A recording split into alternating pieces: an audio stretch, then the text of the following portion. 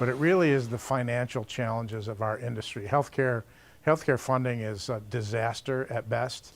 But we now want to turn to some major news that will affect thousands and thousands across the Western New York region. Now, if you get your prescriptions or other over-the-counter medication from Rite Aid, you're going to have to start looking for a brand new pharmacy. Today, Rite Aid announced that it will be closing all of its stores in New York State.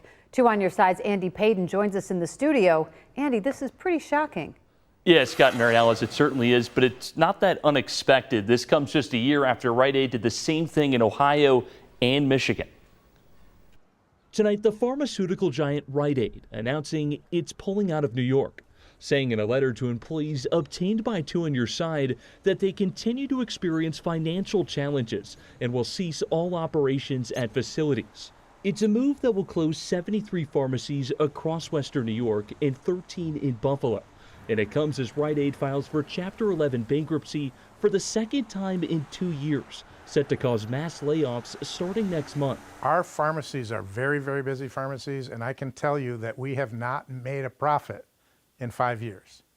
We have not made a profit. Stephen Giroux is the owner of Wurlitzer Family Pharmacy, a mom and pop, if you will, in an industry of giants. My son is my chief financial officer, and every day he scratches his head and says, "Dad, why are we still filling these unprofitable prescriptions?" He tells me what's happening to Rite Aid is happening to the rest of the industry, and there's no real prescription. It all comes down to pharmacy benefit managers, or as they're more commonly known, PBMs. Think the middleman between drug makers, insurancers, and pharmacies.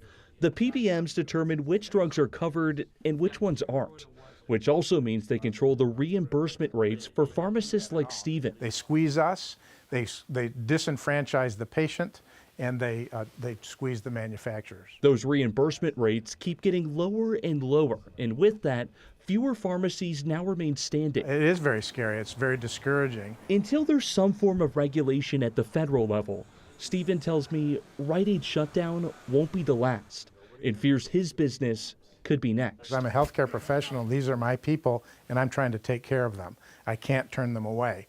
But more and more, we're beginning to look at ways that we can either turn them away or work around it.